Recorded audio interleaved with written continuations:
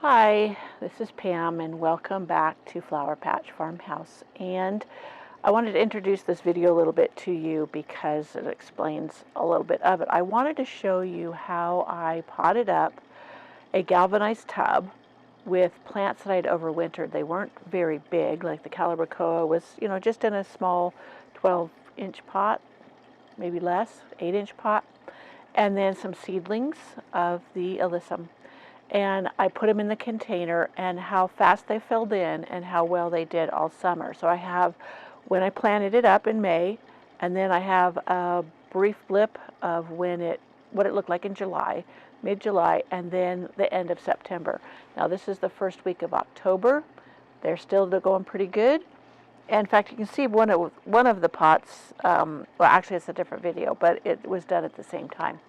So I can show you a quick picture of the container that we are going to work on right now. So this is the container that I'm going to show you how it started, and then right now this is October 6th, how it's still going beautifully. Hi, this is Pam, Flower Patch Farmhouse, and I'm on the back deck this time, and we are going to redo this pot. The spring bloom is spent, the tulips are done. This allium, it just started, but I'm going to plant that out in another area.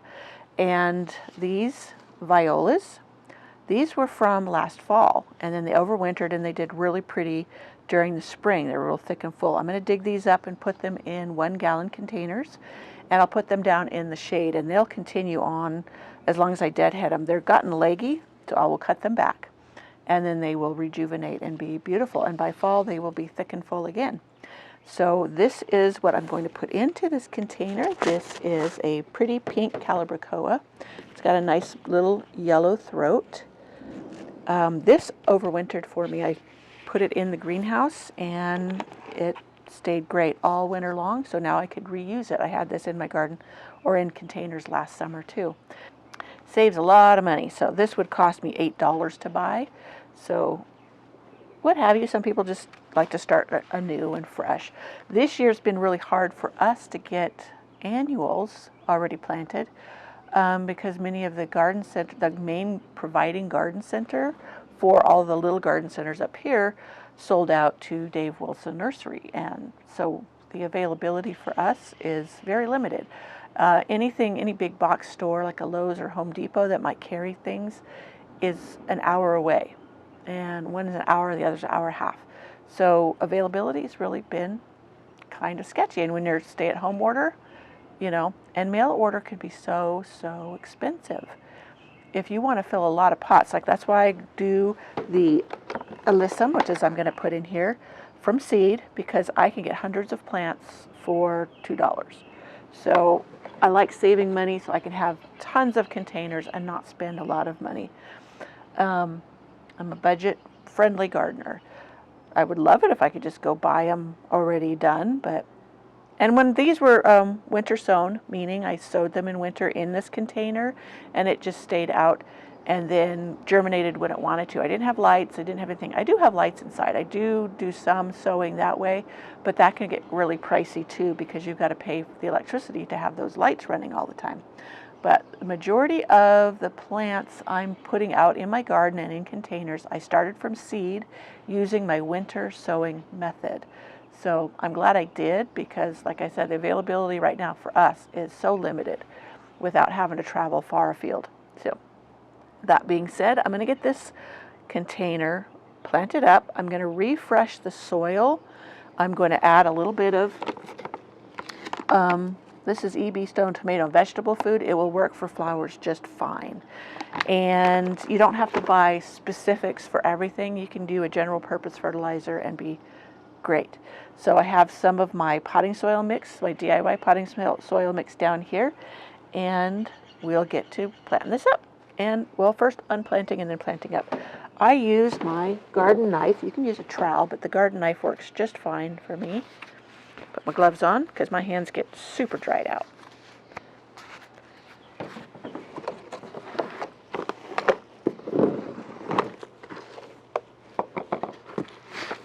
What I'm doing down here, in case you can't see, is putting my compost in with my perlite, and these are rice hulls. It's a very eco-friendly substance, rice hulls. This is the leftovers from growing rice and packaging it. Now the only thing with rice hulls is you will get rice seeds sprouting. That doesn't bother me. I just pull them right up. They're super easy. But I'm going to be using it in replacement for vermiculite and perlite, which has to be mined, and there's controversy over the eco-friendliness of that. And I've stopped using peat moss also because of the eco problems. So that being said, I'm going to zoom in so you can get a little bit closer look, and I will get to digging and then planting.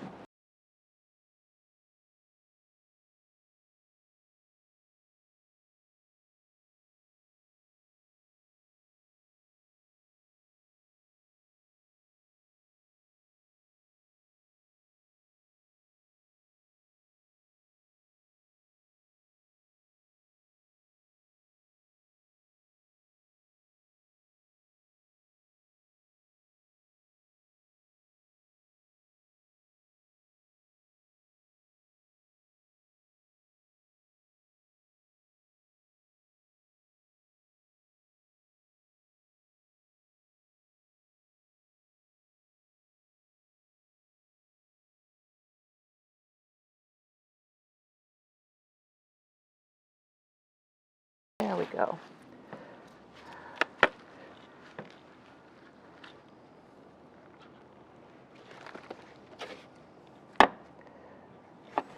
Well, I thought that was the last. That's an allium. That was an allium baby. Alrighty. Now this soil is very loose still. The only reason you would replace it is if it was starting to get hard. Perlite and vermiculite, they will start to lose their ability to create airy soil, and the plants get their food or nutrients from the fertilizer when they're in a container. They don't, that was a slug egg. They don't get like the worms coming up and digesting compost and what have you. You can put compost on top and it would be a slow feed, but you're not getting all the nutrients. So that's where the water-soluble feeds come in, and fertilizers, as well as these type fertilizers, slow-release fertilizers that you add to your containers. So, like I said, this is very well aerated, and I will add a little bit of this. Some say to add a third more back in, but I haven't. I was listening to a podcast with a soil scientist, and it isn't necessary. Now, if you had diseased plants or whatever, you'd be leery, but I don't. I have very healthy plants, so the soil is just a medium for holding the plants. Nothing more. So you don't have to replace it unless it had become a hard brick and lost its ability to drain and create airiness. So there we have that. I keep finding little baby bulbs. All right, now right in the center is where I'm going to put the calibrachoa, and it will fill in very nicely. But before I do that, I am going to mix some of my fertilizer in. Get this opened.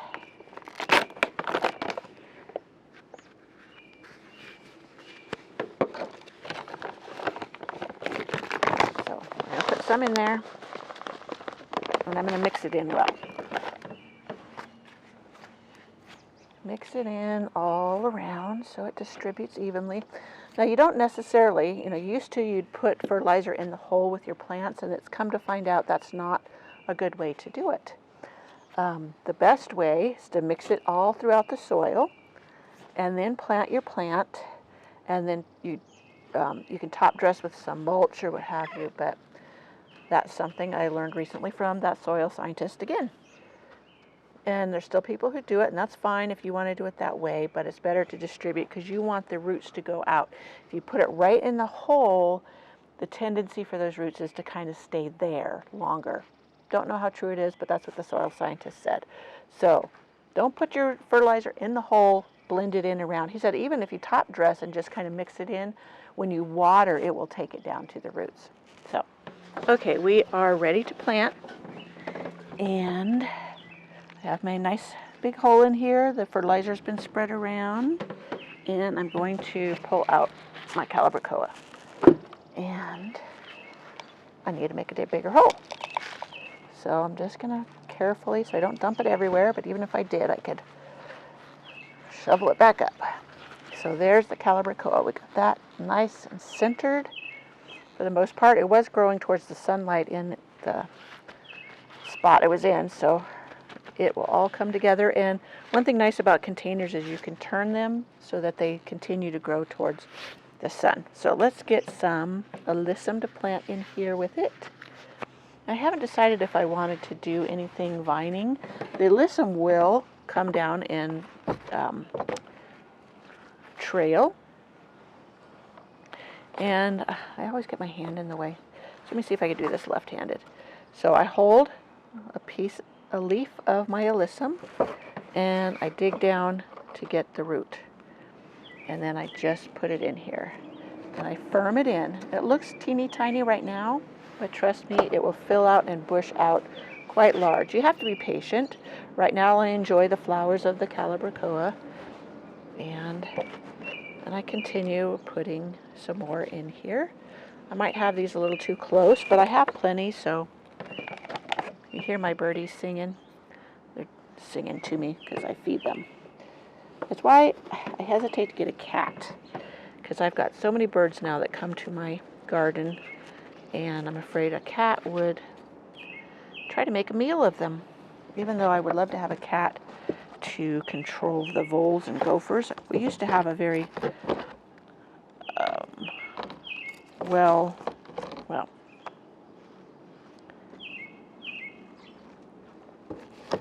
we used to have a cat that loved to hunt, and she would bring me gophers and what have you, and I think maybe that's why I have an overrun of them, because I no longer have that cat.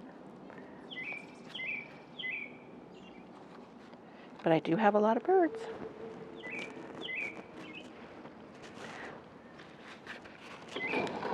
And one more. I know I'm putting a lot in here, but it's going to be beautiful. I love white with my flowers because they kind of accent them. They don't just steal the show. So here we are, and I will make sure I update you as this fills in and or I add to it.